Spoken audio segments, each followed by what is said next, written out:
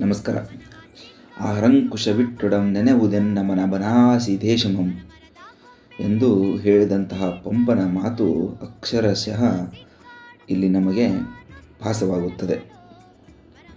ದುಂಬಿಯಾಗಿ, ಪಕ್ಷಿಯಾಗಿ, ಕೋಗಿಲೆಯಾಗಿ ಹುಟ್ಟಿದರೆ ಮತ್ತೆ ಬನವಾಸಿ ದೇಶದಲ್ಲಿ ಹುಟ್ಟಬೇಕು ಎನ್ನುವ ಪಂಪನ ಭಾವನೆ ಈ ವಾತಾವರಣವನ್ನು ನೋಡಿದರೆ ಅನಿಸುತ್ತದೆ. ಅದೊಂದು ಕಾಲ.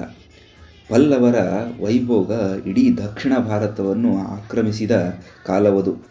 ಅಂತಹ ಕಾಲಘಟ್ಟದಲ್ಲಿ ವೇದ, ಪುರಾಣ, ಉಪನಿಷತ್ತುಗಳ ಪ್ರವಚನ ಪಾಠಗಳಲ್ಲಿ ತೊಡಗಿದ, ಪೂಜಾ ಕೈಂಕರ್ಯಗಳಲ್ಲಿ ತೊಡಗಿದ ಶುದ್ಧ ಬ್ರಾಹ್ಮಣ ಕುಟುಂಬದಲ್ಲಿ ಒಂದು ಮಗು ಜನನ.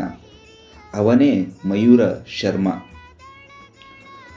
ಆ ಕಾಲಘಟ್ಟದಲ್ಲಿ ದಕ್ಷಿಣದ ಕಾಶಿಯೆಂದೇ ಪ್ರಸಿದ್ಧವಾದ ವೇದ ಉಪನಿಷತ್ತುಗಳ ಅಧ್ಯಯನದ ಮತ್ತು ಸಂಸ್ಕೃತ ಪಾಠಶಾಲೆಗಳನ್ನು ಹೊಂದಿದ ಬೀಡಾಗಿದ್ದ ಪಲ್ಲವರ ರಾಜಧಾನಿ ಕಂಚಿ. ವೇದ ಉಪನಿಷತ್ತುಗಳ ಅಧ್ಯಯನಕ್ಕೆ ಮಯೂರ ಶರ್ಮ ಕಂಚಿಗೆ ತೆರಳುತ್ತಾನೆ. ಆತನಿಗೆ ಅಲ್ಲಿ ಪಲ್ಲವರ ವೈಭೋಗ, ಆಡಳಿತ ಇವೆಲ್ಲವನ್ನು ನೋಡಿ ಶಾಸ್ತ್ರಗಳ ಜೊತೆಗೆ ಶಸ್ತ್ರಗಳ ಅಧ್ಯಯನವನ್ನು ಮಾಡಬೇಕೆಂಬ ಬಯಕೆ.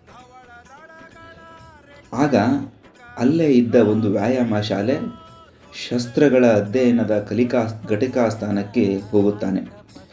ಹೀಗೆ ಹೋದ ಸಂದರ್ಭದಲ್ಲಿ ಪಲ್ಲವರ ಒಬ್ಬ ಸಿಪಾಯಿ ಆತನನ್ನು ಹೀಯಾಳಿಸುತ್ತಾನೆ. ದೇವಸ್ಥಾನದಲ್ಲಿ ಗಂಟೆಗಳನ್ನು ಬಡಿದುಕೊಂಡು ಮಂತ್ರಘೋಷಗಳನ್ನು ಹೇಳುತ್ತಾ ಪೂಜೆ ಮಾಡುವ ಬ್ರಾಹ್ಮಣನಿಗೆ ವ್ಯಾಯಾಮ ಶಾಲೆಯಲ್ಲೇನು ಕೆಲಸ, ತೊಲಗು ಇಲ್ಲಿಂದ ಅಂತ ಹೇಳಿ ಅಲ್ಲಿಂದ ಆ ವ್ಯಕ್ತಿಯನ್ನು ಕಳಿಸುತ್ತಾನೆ. ಇದರಿಂದ ಬಹಳ ಗದ್ಗದಿತನಾದಂತಹ ಮಯೂರ ಶರ್ಮ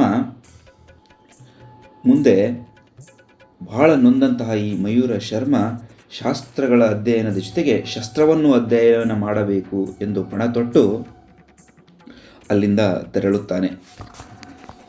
ಪಣತೊಟ್ಟು ಶಸ್ತ್ರಗಳ ಅಧ್ಯಯನವನ್ನು ಮಾಡಿದ ಮಯೂರ ಶರ್ಮ ಪಲ್ಲವರ ಆಡಳಿತದಿಂದ ರೋಷತ್ತಿದ್ದ ಅನೇಕ ಜನರನ್ನು ಒಟ್ಟಿಗೂಡಿಸುತ್ತಾನೆ.